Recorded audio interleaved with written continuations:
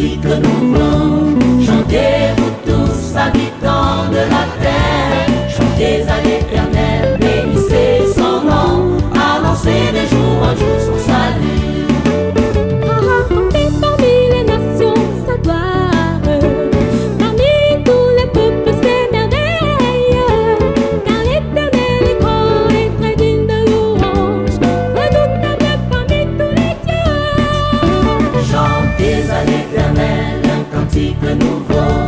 Chantez-vous tous, habitants de la terre, chantez à l'Éternel, bénissez son nom, annoncez de jour en jour son salut.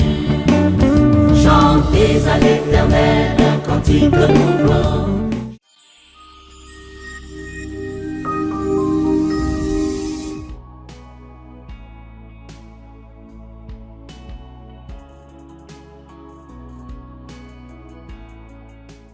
Matthieu chapitre 5, verset 7.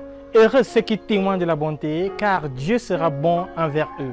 Nous sommes appelés à témoigner la bonté de l'Éternel. Nous sommes appelés à témoigner les bienfaits de Dieu, les hauts faits de Dieu. En retour, Dieu sera bon envers nous encore et encore. Mesdames, Mesdemoiselles, Messieurs, bonsoir. Bienvenue pour cette autre série de témoignages, de miracles et de profils. La suite dans un instant. Tout est vanité. À quoi sert-il un homme de vivre s'il n'a pas de but? Donne-toi à servir Dieu, à gagner le monde pour lui. Donne-toi à servir Dieu, à gagner le monde pour lui. Alors ta vie aura un sens dans le temps, l'éternité. Alors ta vie aura un sens dans le temps, l'éternité. Et un but, un but dans ta vie pour Dieu, et un but pour servir ton Dieu, et un but dans ta vie pour Dieu, et un but pour servir ton Dieu, et un but dans ta vie pour Dieu, et un but pour servir ton Dieu, et un but.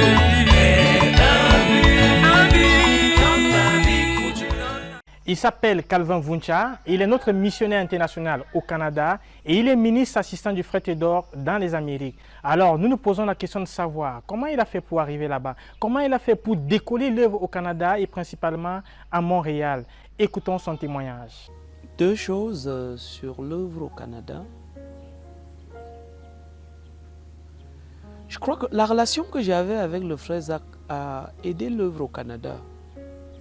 Ça a aidé l'œuvre au Canada parce que, bon, là, rendu en 2006, donc, nous sommes une poignée de moins de 10 ans dans l'Assemblée de Montréal.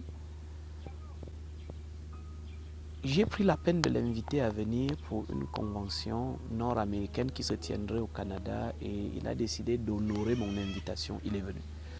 Il est venu et, entre autres, on avait organisé une conférence à l'Université de Montréal où il devait prêcher. Il a beaucoup aimé cette conférence.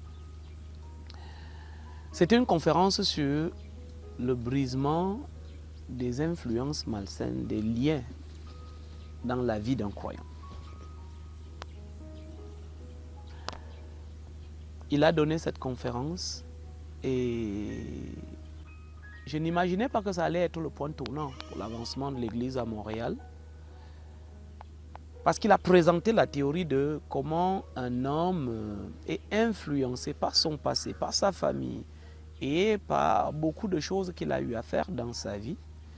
Et à la fin de cette conférence, il a dit aux participants qui étaient là, pour ce qui est du travail pratique à faire donc pour corriger ce genre de choses dans ta vie, sortir de là et briser ces influences-là dans ta vie, Calvin va rester vous entretenir sur ce sujet et vous aider à travailler ça. Ces gens m'ont donc suivi dans un endroit pour que je continue et aille au bout de ces choses profondes que le professeur leur avait dit et qu'ils tenaient à faire comme travail dans leur vie. Ça va donner un gros boosting à l'église. Plusieurs des personnes qui étaient à cette conférence-là et qui ont fait ce travail-là sont encore dans l'église de Montréal aujourd'hui. Et j'ai donc enseigné à nouveau sur ce cours à plusieurs reprises. Et je me suis rendu compte que c'était l'outil par lequel plusieurs que je connaissais dans le milieu estudiantin à l'époque-là sont venus à s'attacher à nous et à faire chemin avec nous dans l'église à Montréal. En 2007, j'ai invité le frère Zach à nouveau. À nouveau, il a honoré mon invitation. Il m'aimait. Il est revenu là en 2007 à Montréal. On était déjà un autre nombre là, peut-être plus de 15 cette fois-là. Et on a encore tenu une convention nord-américaine à Montréal. Et il nous a fait avancer. Il nous a fait avancer. 2008, nous étions plutôt à Boston. Mais en 2008, à Boston, nous sommes allés tous là en tant qu'église. Et là, dans la convention de Boston, à un moment donné, il a donné un certain nombre, il a dit un certain nombre de choses là, une chose en particulier à mon endroit. Je n'aimais pas prendre les dons des frères. J'étais très très prudent et je voulais éviter tout ce qui pouvait compromettre ma réputation. J'allais un peu loin avec mon intégrité et autres là. Puis à cette convention-là à Boston, à l'occasion, sur un coup de tête, il a commencé à poser des questions là, à me poser des questions devant tout le monde, à savoir, est-ce que les gens de l'église de Montréal me donnent financièrement? Bon, non, ben, ils me font des cartes de vœux et tout. Il m'a dit non, je demande s'ils te donnent de l'argent.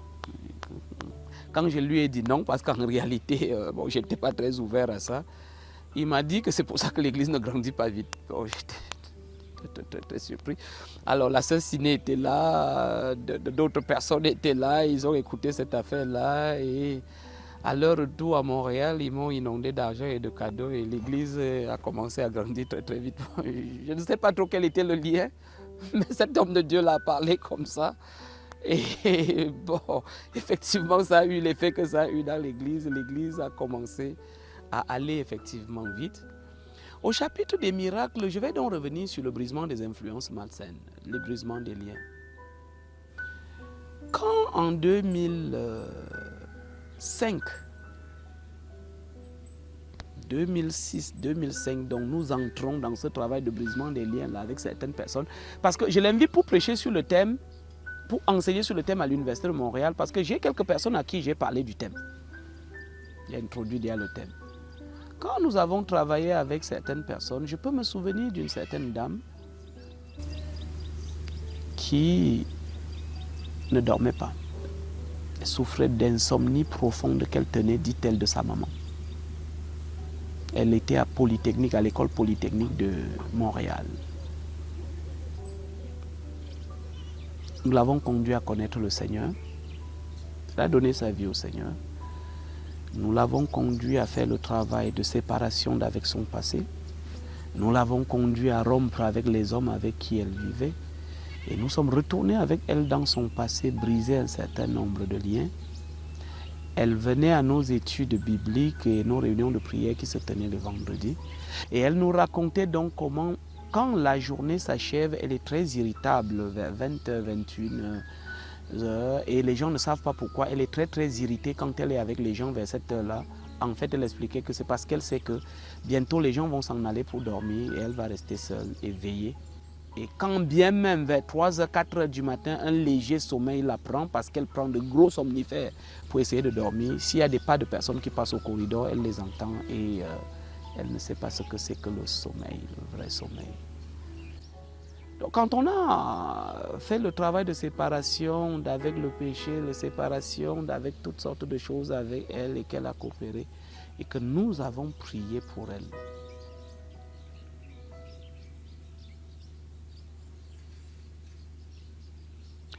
Le vendredi d'après, elle est revenue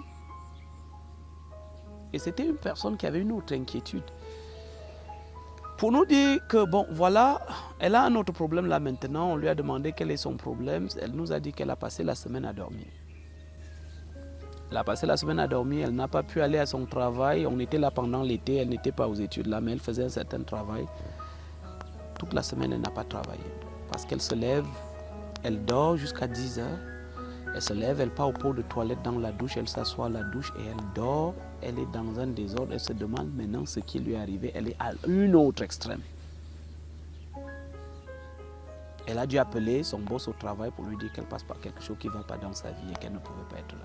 Bref, elle venait pour que nous assurions qu'on prie maintenant là pour qu'elle passe de cet autre extrême et qu'elle retourne à l'équilibre. Parce que bon, oui, elle ne dormait pas, mais là maintenant elle dort trop. Bon, on a remercié le Seigneur et on a prié pour elle et cette dame a retrouvé l'équilibre dans son sommeil, a appelé sa maman pour lui dire qu'elle avait fait l'objet d'un miracle.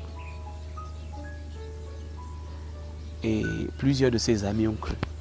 Plusieurs de ses amis sont venus pour faire le même travail parce que manifestement, bon, quelque chose était en train de se passer.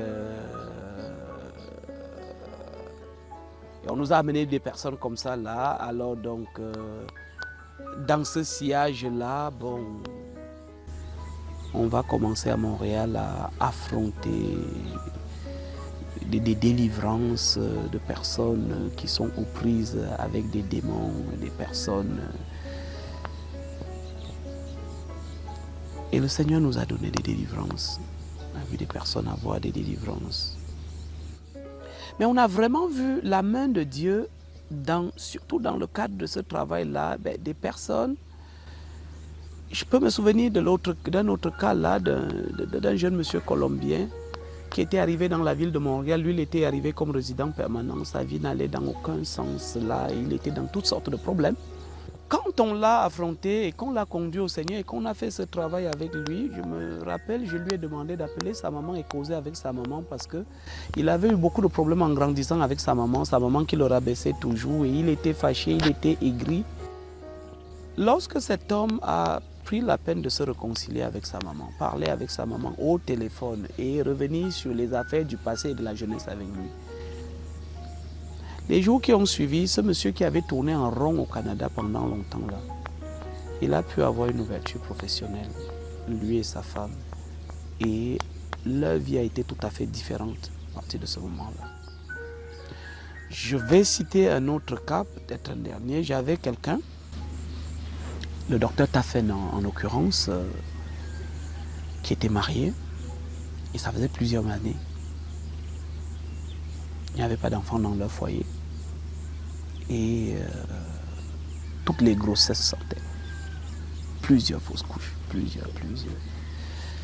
Ça rendait le foyer très fragile. Il y avait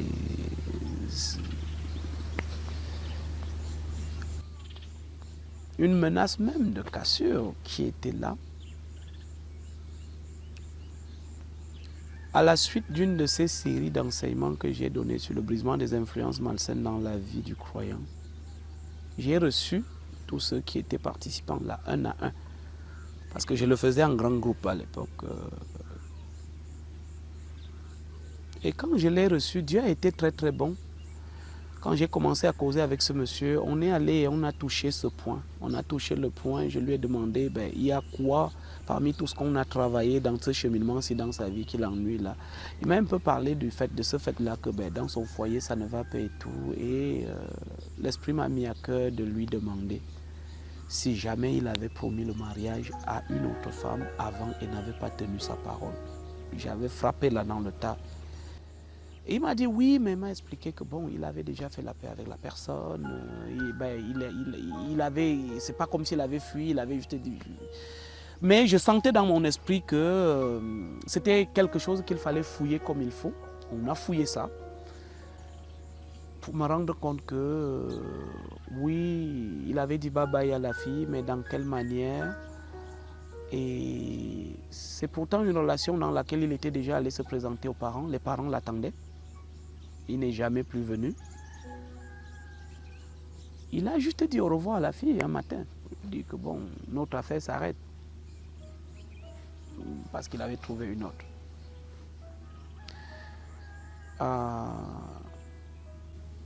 J'ai dû lui recommander de partir du Canada et aller dans un autre pays, précisément aux États-Unis à cette époque-là, pour se repentir à la jeune fille en termes de restitution. et pour se repentir aux parents de la fille qui le connaissaient, l'attendaient. Et pour prendre sur lui la responsabilité d'avoir brisé un vœu à la légère, brisé des cœurs à la légère dans une affaire qui était avancée comme celle-là, où il avait donné sa parole et on l'attendait. Il avait beaucoup peur et il se doutait là si la famille devait le recevoir ou pas. Alors j'ai écrit là comme pasteur et j'ai mis dans des enveloppes une lettre pour la fille, une lettre pour les parents de la fille, suppliant ces gens de bien vouloir le recevoir parce qu'il a quelque chose d'important à leur dire et qu'on veuille bien lui accorder la possibilité, ne serait-ce que de s'exprimer. Effectivement, il est arrivé, on l'a un peu boudé, non mais on t'avait déjà compris et tu es parti. On a oublié cette affaire, pourquoi tu reviens, c'est quoi cette affaire? Bon, il leur a donné la lettre, après avoir lu la lettre, ils ont dit ok, ton pasteur dit que tu as des choses à dire, dis-les donc. Il a pris la peine de se repentir et de leur expliquer qu'il avait mal fait et que Dieu était en train de le confronter là maintenant avec tout ce la façon, la décision qu'il avait pris de rompre ce vœu-là comme ça et de briser les cœurs comme ça et de s'en aller comme ça là, alors que c'est juste qu'il s'était intéressé à une autre fille, voilà, et tout. Donc, la dame lui a pardonné.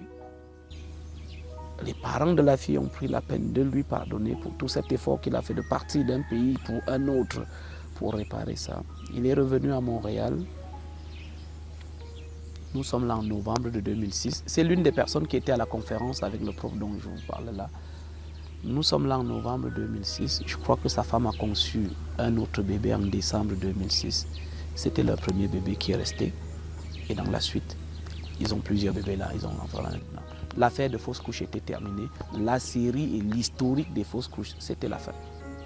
Et c'était impressionnant de voir ce que Dieu était en train de faire, comment Dieu a été en train de le faire. Ça m'a beaucoup encouragé, ça nous a beaucoup encouragé, on a bâti là-dessus. Il y a beaucoup de choses qu'on peut dire, hein? Il y a beaucoup de choses qu'on peut dire. Et en voilà quelques-uns. Il y a eu des bénédictions dans le domaine du mariage, il y a eu des bénédictions dans le domaine de la procréation, comme je cite là, à plusieurs niveaux. Il y en a d'autres que peut-être on va avoir dans des livres de témoignages que le ministère est en train de construire là. Donc, j'ai cité ces quelques-uns là. Moi-même, j'ai expérimenté la main de Dieu à plus d'un endroit. La bénédiction professionnelle sur l'œuvre à Montréal a été là. Le frère Zach a vraiment laissé sa touche là sur Montréal avec la main divine parce que, qu'est-ce que je dirais aujourd'hui, l'église de Montréal est dirigée par un jeune enseignant d'université, le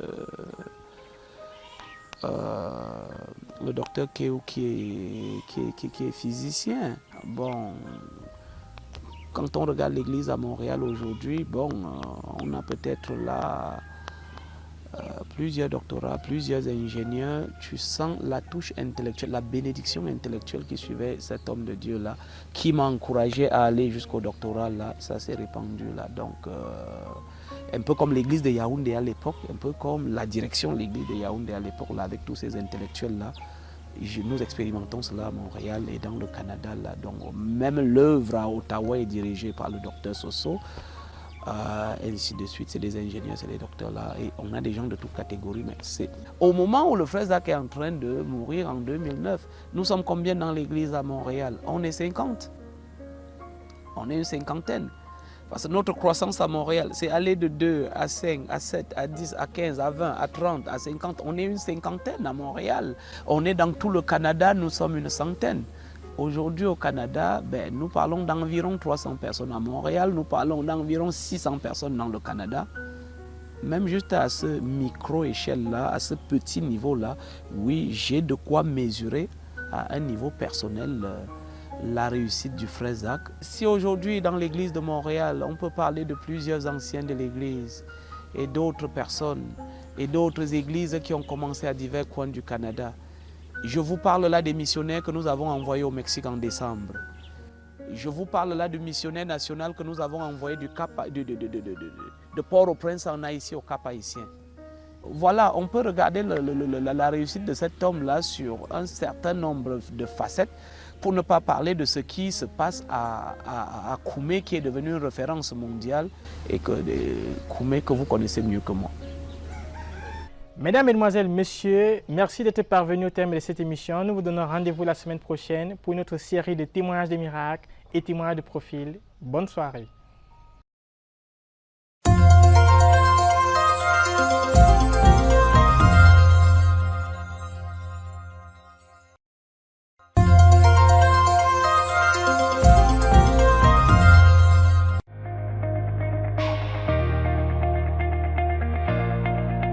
La communauté missionnaire chrétienne internationale vous offre sa 8e campagne internationale de santé tous les jours, du 10 au 19 juillet 2019 au quartier général de la CMCI, Koumé-Bertois, face visite technique. Cette campagne, sous le thème « La chirurgie générale », a pour principale activité l'opération des hernies, l'opération des myoses, l'opération des kystes, l'opération des os et bien d'autres. Également au programme, des consultations et examens du cœur, des consultations de médecine générale, des consultations et soins dentaires, des consultations et interventions chirurgicales, des consultations gynécologiques, des consultations prénatales, des bilans de santé, la kinésithérapie, les conseils sur la santé, les soins de petite chirurgie et bien d'autres. Notez bien, toutes les consultations sont gratuites.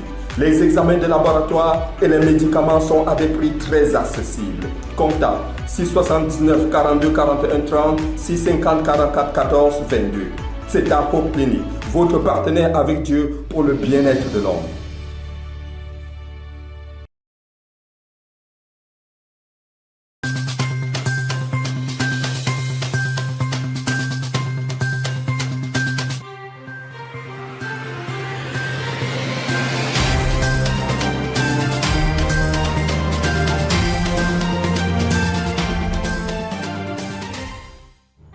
En titre, cette semaine, la tenue à Garoua d'un cours spécial de l'Université mondiale de prière et de jeûne pour les enfants qui n'ont pas pu prendre part au dernier cours pour enfants à Koumé.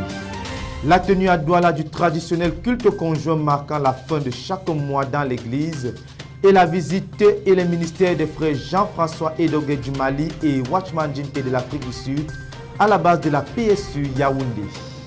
Bonsoir chers téléspectateurs, le plaisir est le nôtre de vous savoir connectés sur la RTVC. Bienvenue dans ce journal, le développement dans un instant.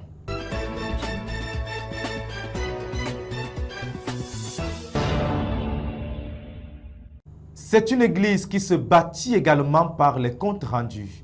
Il s'agit bel et bien de la Nation spirituelle de Garoua qui a organisé du 10 au 20 juin dernier un cours spécial de l'Université mondiale de prière et de jeûne pour enfants, mais aussi à l'intention des parents d'enfants qui n'ont pas pris part au dernier cours pour enfants qui s'est tenu à Koumé du 9 au 12 juin 2019 sous le thème « Les triomphes des desseins de Dieu ». C'est un cours visant à restituer le message reçu à Koumé par les ministres présents. Jonathan Edouard Yugan nous en donne plus de détails dans ce reportage. Du retour de l'UMPG pour enfants qui s'est tenu au quartier général du 9 au 12 juin 2019 sur le thème « Le triomphe des desseins de Dieu » basé sur une étude comparative entre la vie de Jacob et celle d'Ésaü, une UMPG de restitution intégrale a été organisée à l'église de Garoua du 18 au 20 juin 2019 à l'attention des enfants et même des parents qui étaient absents à la session du quartier général. Ce fut 3 jours riches en enseignements, en activités, clôturés le dimanche par des comptes rendus dans certains centres de l'église de Garoua. Durant la session, il était donc question de faire comprendre, d'une part, à chaque enfant que Dieu a des desseins spécifiques pour chacune de leurs vies. Et pour les connaître, il faut que, comme Daniel, ils fassent de bons choix. Et comme Jacob, qu'ils servent leurs parents dans l'obéissance, la soumission, afin de rencontrer Dieu. Ce fut un appel pour donner aux enfants ce dont ils ont besoin afin d'être des profils de demain. Et d'autre part, toujours comme objectif de cette session, conscientiser les parents sur leurs responsabilités en ce qui concerne la canalisation de leurs enfants sur la volonté parfaite de Dieu pour leur vie. Mais aussi de leur faire comprendre que leur vie écrit la génétique spirituelle de leurs enfants. D'où la nécessité pour eux d'être radicalement consacrés à Dieu pour donner une plateforme aux enfants, leur permettant d'aller plus loin avec Dieu, mais aussi d'être de ceux-là qui présenteront au pied de notre Père les 1 milliard de disciples en 2065. Pour RTVC, je suis Jonathan Yugan depuis Garoua. Douala, centre chrétien de Ndoksimbi. Le dimanche 30 juin dernier a été marqué par la tenue du traditionnel culte conjoint de la fin de chaque mois. Coordonné par la famille Choto, ce culte a revêtu un caractère spécial en ce qu'il a révélé les qualités d'une église qui encourage et récompense l'excellence. Le reportage de Yacine Bekolo. Dimanche 30 juin 2019 a eu lieu à Douala le traditionnel service conjoint de la fin du mois, coordonné par la famille Choto sous le leadership du pasteur Martin Ambifatele, dirigeant de l'église de Douala. Tout a bien commencé ce matin-là à 9h avec des actions de grâce et l'exhortation. Puis tour à tour, les 3 chorales de l'église de Douala vont se relayer sur l'estrade avec notamment la chorale des Ndoksimbi Singers, la chorale des jeunes et la chorale des enfants qui va enflammer le centre chrétien de Ndoksimbi, sans oublier la prestation de notre missionnaire en Belgique, la sœur Karine Mekong. L'un des tournants de cette réunion a été la remise des prix aux enfants qui ont reçu des prix à l'UMPJ des enfants à Koumé. L'église de Douala et de nombreux volontaires se sont offerts pour donner des prix aux enfants qui ont déclamé les livres et la Bible pendant la dernière UMPJ. Plusieurs ont reçu des dons allant de 10 000 à 50 000 francs et des contributions pour les frais d'inscription à la prochaine session de l'UMPJ pour enfants. Le pasteur Martin Befatele, s'inspirant de la déclamation des enfants, a partagé sur le salut en Christ.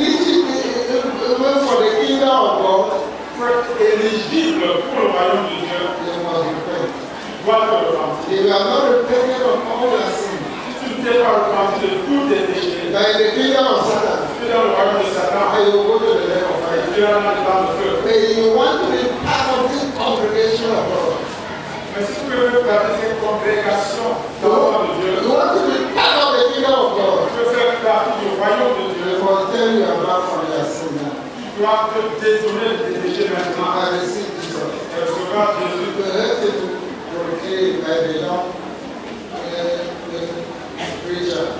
Tu as entendu programmer parce que tu es un prédicateur. Le vrai vient maintenant.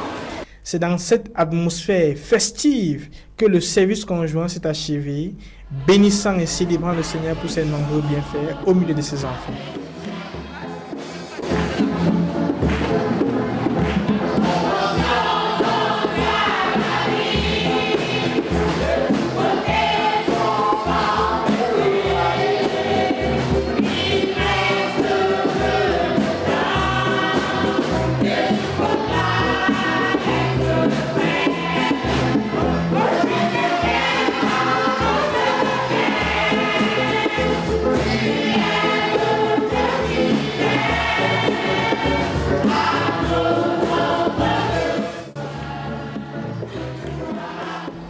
Louez le Seigneur car il est bon. Pour la RTVC, je suis Yacine Bekolo.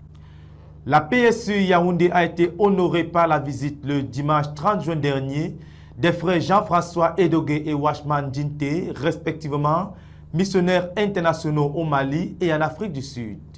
C'était un dimanche de compte rendu marquant la clôture d'une vaste croisade d'évangélisation. Un puissant message de l'évangile libéré par l'évangéliste Ouan pour la rencontre vient accompagner la grande campagne d'évangélisation organisée pour la circonstance. Le reportage. Ce 30 juin 2019, la PSU Yaoundé vivait un événement spécial à plusieurs titres. Ce jour marquait la fin de plusieurs activités destinées à atteindre le but de 1000, fixé par les dirigeants de la PSU en ce mois de juin, d'autant plus que plusieurs campagnes d'évangélisation ont été organisées par les différentes assemblées durant toute cette période. Le jour J était donc ce 30 juin, le jour de l'évaluation de tout ce travail effectué pendant le mois écoulé. Pour clôturer ce mois de belle manière, le Seigneur dans sa grâce a acquis pour le bien des saints de la PSU Yaoundé la présence du frère Jean-François Edogué, notre missionnaire international au Mali. Pour cette circonstance inédite, la PSU a organisé une grande campagne d'évangélisation, invitant ainsi tous les fruits de ses multiples campagnes au sein des assemblées et de l'évangélisation de masse tenue à la veille. Pour la circonstance, notre missionnaire international en Afrique du Sud, le frère Watchman Dinte, va apporter une chaleur particulière à l'atmosphère avec des mélodies sud-africaines bien connues des saints. Alléluia! Alléluia! Now we shall go to South Africa, amen? So in South Africa we are dancing people and singing people. Donc en Afrique du Sud, nous dansons et nous chantons. You do like this? Comme ceci. And then like this. Ensuite comme cela. And then like this. Ensuite comme ceci. And then like this. And then like this. And then like this. Et comme ceci. Hallelujah! Jésus akanaka. Jésus akanaka. Jésus akanaka. Jésus akanaka. Jésus akanaka. Jésus akanaka. Jésus akanaka. Jésus akanaka. Jésus akanaka.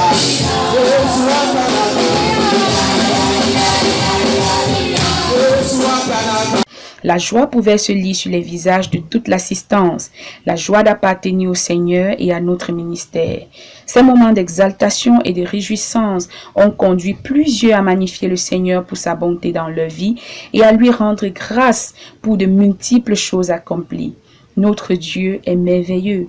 La louange et l'adoration terminée, le pasteur Joseph Ngande introduira le pasteur Jean-François Edogué. Sa présence était si attendue et l'on pouvait le remarquer grâce aux cris dans la salle. Le pasteur Jean-François Edogué dira à l'assistance qu'il s'apprêtait à leur délivrer le dernier message qu'il aurait pu exprimer s'il ne lui restait que quelques minutes à vivre. À partir de 2 Samuel 18, verset 27, le pasteur Jean-François illustrera à l'image d'Achimat qu'il est nécessaire d'être un homme de bien, car lorsqu'on l'est, il y a de bonnes nouvelles. Il démontrera que personne ne peut toucher le Seigneur et rester le même, car pour lui, il y a une différence entre faire du bruit et toucher le Seigneur. Les hommes de bien prient pour leurs ennemis. Ils prient pour ceux qui les persécutent et les outragent. La Bible montre quelques exemples d'hommes de bien, notamment dans le livre de Matthieu, chapitre 1, verset 19. L'on voit l'exemple de Joseph, homme de bien, qui ne voulut pas diffamer Marie à la suite de sa grossesse. L'on note aussi des exemples de Étienne et de Jésus. L'un comme l'autre priait pour ceux qui les méprisaient.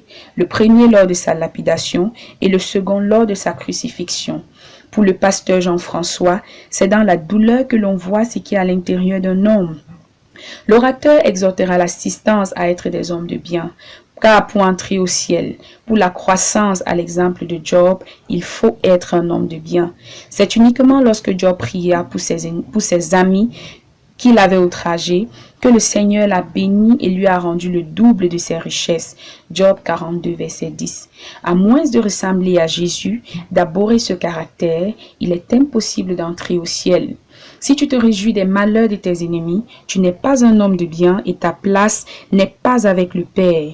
Il y a un héritage, dira le pasteur Jean-François Edogué, en s'appuyant sur les passages de Proverbes 13, verset 22, Michée 7, verset 2. Au moment de lancer l'appel, pratiquement toute l'Église sera debout, comme pour se réconcilier avec le Maître Jésus-Christ pour devenir des hommes de bien. La suite de cette journée riche se poursuivra par des prières pour la guérison des malades et s'ensuivra d'une bénédiction finale. L'on peut croire qu'avec cette dynamique qui a résolument transformé les membres de la PSU Yaoundé en des hommes de bien, la croissance tant souhaitée par le corps des dirigeants va se percevoir très bientôt et propulser la PSU à 1500 membres d'ici la fin de l'année. Puisse l'Éternel poursuivre son œuvre, que l'honneur, la gloire et la magnificence lui reviennent au siècle des siècles.